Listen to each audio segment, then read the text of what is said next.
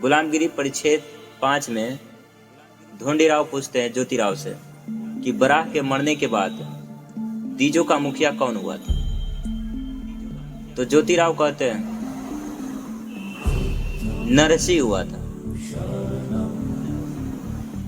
तो ज्योतिराव से फिर पूछते हैं ढोंडीराव कि नरसिंह जो था स्वभाव से कैसा था। तो ज्योतिराव बताते हैं कि नरसिंह जो था स्वभाव से लालची, विनाशकारी, भ्रष्ट, धोखेबाज, कपटी, से बलवान और धोखेबाज था। तो फिर अगला प्रश्न में ढोंडीराव पूछते हैं कि नरसिंह ने क्या किया था। तो ज्योतिराव बताते हैं हिरण्यकश्यप की हत्या करने का, क्योंकि वो जानता था कि हिरण्यकश्यप एक ऐसा शासक है, एक ऐसा क्षत्रिय है जिसे बिना हत्या किए मैं उसकी राज को नहीं हत्या सकता, नहीं हड़प सकता। इसलिए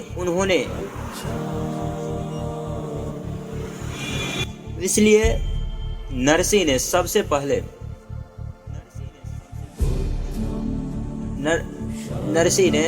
पहले जो है हिरण्यकश्यप की हत्या करने का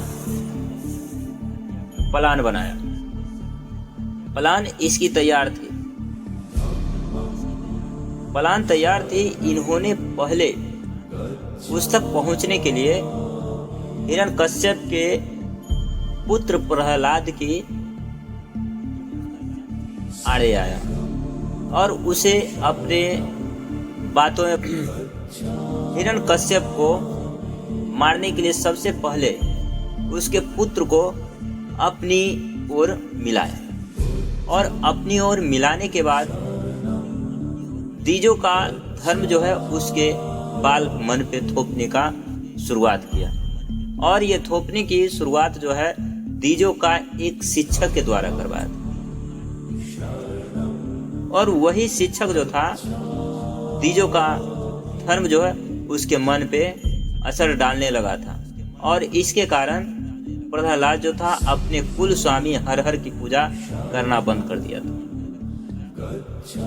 हिरण्यकश्यप की लाख समझाने के बावजूद भी प्रहलाद नहीं माना और ना ही समझा, और उसको पथ से, अपने रास्ते से इस तरह से दीज लोग भटका दिए थे कि अब चाह करके भी हिरण्यकश्यप अपने पुत्र को संभाल नहीं पा रहा था और दिग्भ्रमित हो गया था।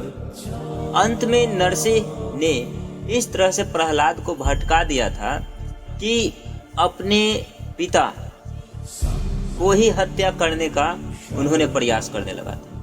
प्रहलाद इस तरह से उसकी बातों में बहक गया था कि कोई भी देखिए कितनी बेहतर तरीके से किसी को ये लोग ब्रेन वॉश करते हैं और अपनी बातों में उलझाते हैं कि अपने पिता पुत्र के संबंध को खराब करते हैं और पिता पुत्र को मरने मारने पर उतारू करवा देते हैं।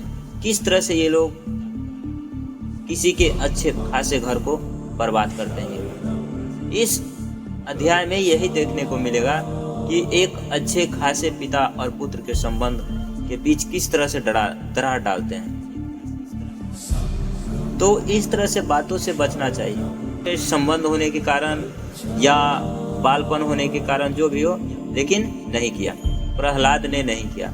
लेकिन बात हुई कि नरसिंह जो है इस मामले में सफल हो गया, और सफल हो गया उसने क्या किया कि ताजिया हिरण्यकश्यप को मारने के प्लान कुछ इस कदर बनाया था कि ताजिया के बाघ के बनावट के स्वांग रचा। उसने पूरे शरीर को रंगों से रंगवाया, नकली दाढ़ी मूछें लगाया, नकली नाखून लगाया, और इस तरह से अपना चेहरा जो है इतना विशाल, भयानक, विनाशकारी बनाया कि देखने में एकदम पशु के जैसा शेर के जैसा दिख रहा था, सिंह के जैसा दिख रहा था। लेकिन था क्या, नरसिंह सारे प्लान को छुपाने के लिए, सारी दुष्ट योजनाओं को छुपाने के लिए इन्होंने क्या किया कि प्रहलाद की मदद से, प्रहलाद के पिता के यानी हिरण्यकश्यप के मंदिर में, यानी कि जहाँ पे हिरण्यकश्यप आराम किया करता था, दिन भर राज सत्ता संभालने के बाद जब थकान होती थी तो थकान से निपटने के लिए, आराम करने के लिए इन्होंने अपने कुल स्वामी की मंदिर हर हर मंदिर में जाकर के विश्राम किया करता था, जहाँ पे असंख्य खंभों का मंदिर बनाया गया था, असंख्य ताता यानी कि असंख्य प्रकार की खंभा था, पिलर था, साड़ी पहन, उस पिलर पीले कलर की साड़ी पहन के और घूंघट पे, सर पे बहुत बड़ा घूंघट डाल के इतराते बलखाते सती की तरह वहाँ छुप गया था जाकर के। और जैसे ही हिरण्यकश्यप दिन भर की राज सत्ता संभालने के बाद थके मादे आए और जैसे ही अपने बिस्तर पे आराम करने गए, उसी बीच तेजी से खंभों के पीछे से नरसिंह निकल गया और उसके शरीर पे मिटाया करता था, यानी कि हिरण्यकश्यप के पीछे छुप गया, पिलर के पीछे छुप गया। और छुपा तो इस तरह से इंतजार किया हिरण्यकश्यप के आने की। जैसे ही शाम हुआ तो हिरण्यकश्यप के आने की टाइम हो गई, तो हिरण्यकश्यप शाम के समय प्रतिदिन वहाँ पे आकर आराम करते थे, वहाँ पे हर हर मंदिर के पास, और आराम करते थे। आराम करने के दरमियान वहाँ पे कोई भी व्यक्ति नहीं जाता था और ये छुप गया था जाकर पहले से। इन्होंने ऊंचे किस्म की साड़ी पहन ली पीले रंग की और एक बड़ा सा घूंघट, लंबा चौड़ा घूंघट अपने सर पे डाल रखा था और इठलाते बलखाते इतराते सती की तरह झूम झूम कर चल रहा था।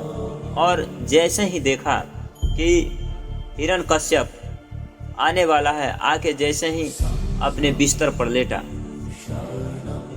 इन्होंने बिना देरी किए हुए, बिना समय गवाए हुए हिरण्यकश्यप के शरीर पे टूट पड़ा, कातिलाना हमला कर दिया और अपनी नखों में छुपाए नाखून से उसके पेट पे हमला कर दिया। एक पशु की तरह, एक सिंह के जैसा अपने हाथों में जो नाखून छुपा के रखा था, नाखून छुपा कर रखा था, उस नाखून से उसका पेट फाटा। बताइए, एक जानवर के जैसा ये व्यवहार कर रहा था।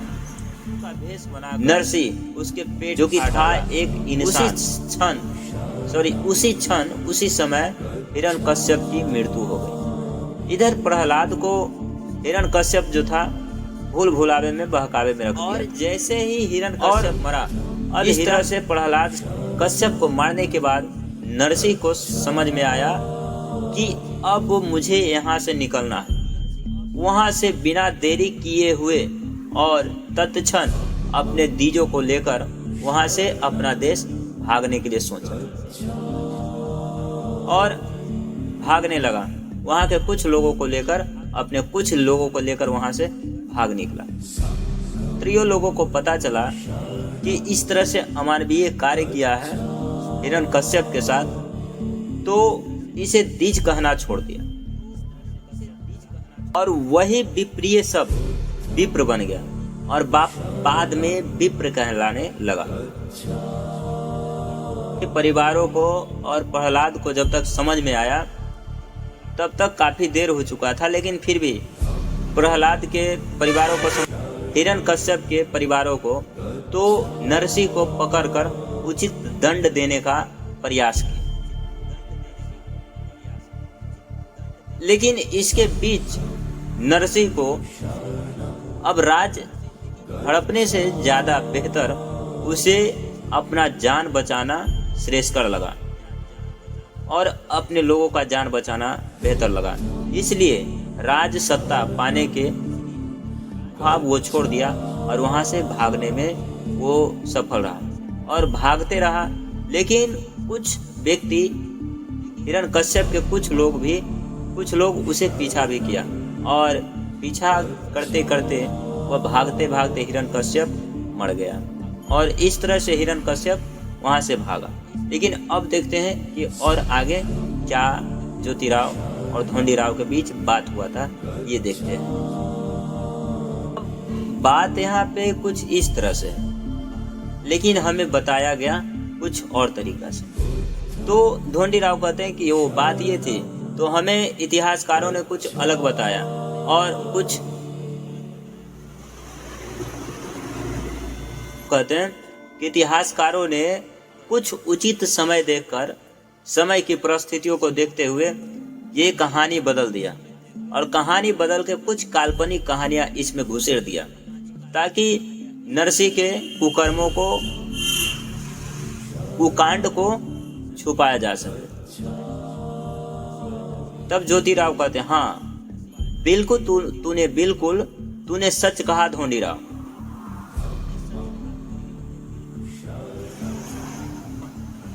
व्यक्ति खंभे से कैसे जन्म ले सकता है? अगर जो खंभे से जन्म लिया है तो उसके नाभि की नाल किसने काटी होगी?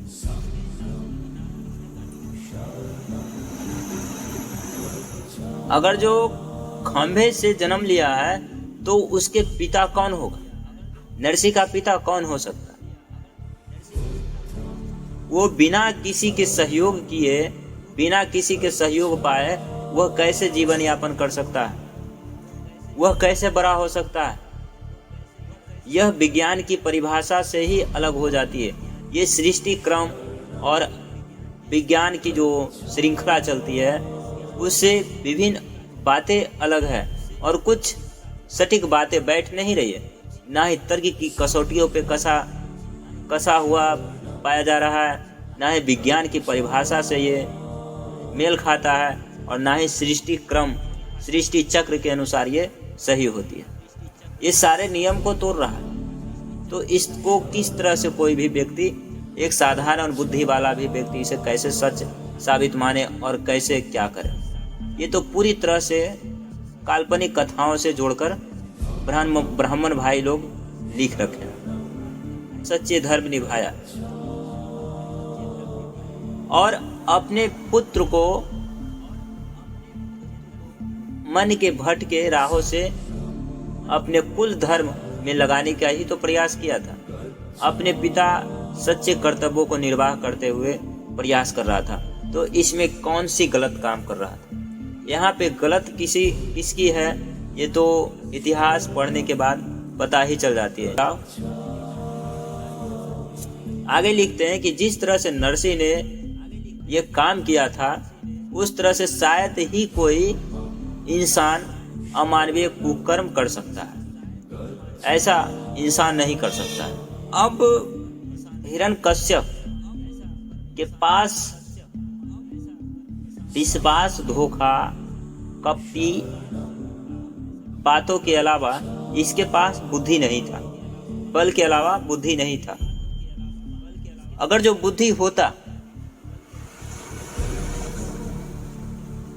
तो नरसिंह अवतार में, नरसिंह रूप में ये हिरण्यकश्यप को बातों में उलझाता, और बातों में उलझा करके यह पिता पुत्र के बीच सामंजस्य करवाता और सुलह करवाता, दोनों को मिलवा देता आपस में, और अपनी बातों को रखता और पिता पुत्र के बीच मनवा के उसकी राज सत्ता अगर जो पा लेता बिना हत्या किए हुए, तो इसे कहते कि होशियार है, और आदि नारायण का शायद कुछ लोग अवतार मान लेता। लेकिन इन्होंने पिता और पुत्र के बीच लड़वा दिया।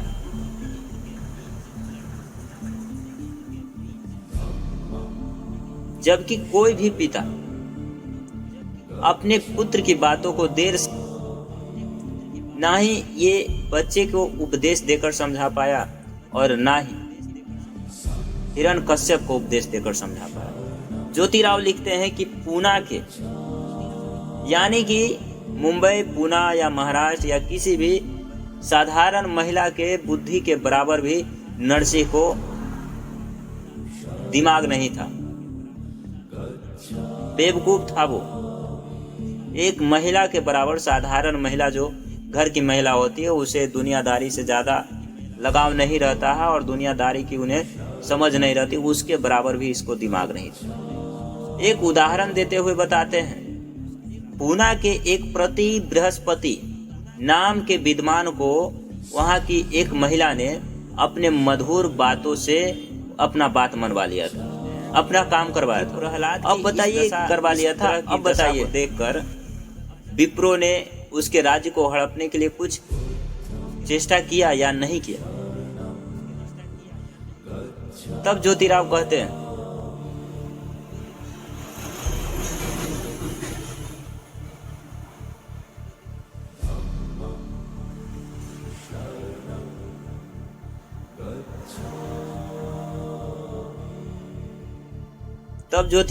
हैं,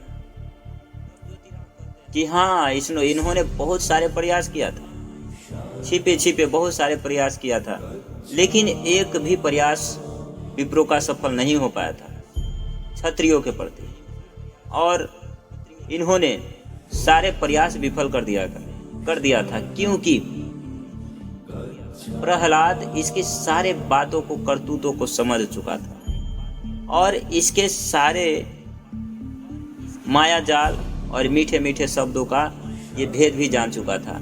तो अब प्रहलाद जो है विप्रो पर विश्वास करना ही बंद कर दिया था। मात्र ऊपर की दिखावे का स्नेह करता था और विश्वास करता था, और अंदर से बहुत महीन रूप से, बहुत ताकतवर रूप से इसके सारे योजनाओं का पर्दाफाश करते हुए अपने राज्य को ताकतवर बनाने का काम किया, और ताकतवर बनाते बनाते अंतिम सांस लिया प्रहलाद। प्रहलाद के मरने के बाद संभाला जिसका नाम विरोचन था। इन्होंने भी अपने राज्य को बहुत मजबूती से और मजबूत, शक्तिशाली, वैभवशाली बनाने का प्रयास किया, और इन्होंने भी राज्य सत्ता को मजबूत बनाते हुए इन्होंने भी अपनी अंतिम सांस लिया। और विरोचन के बाद इसका बेटा बलि था। इन्होंने भी काफी शक्तिशाली सेना का निर्माण किया और काफी शक्तिशाली राष्ट्र का निर्माण किया था, राज्य का निर्माण किया था।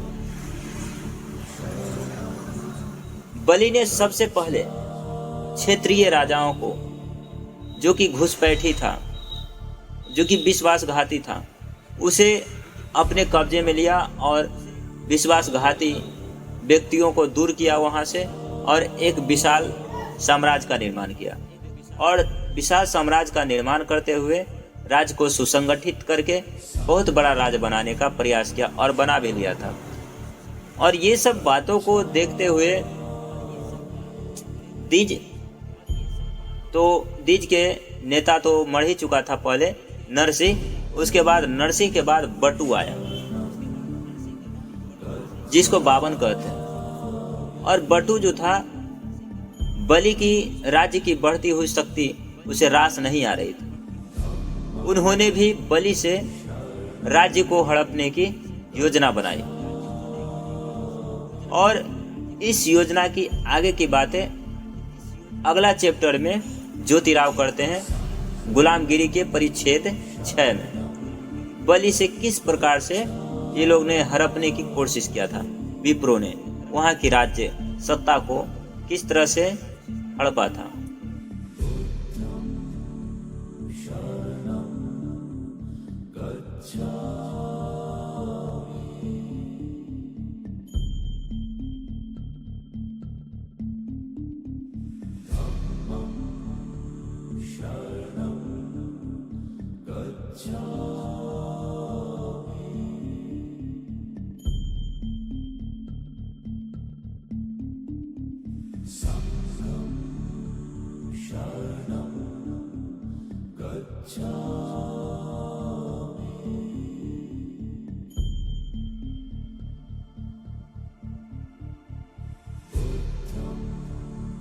शरणं गच्छ।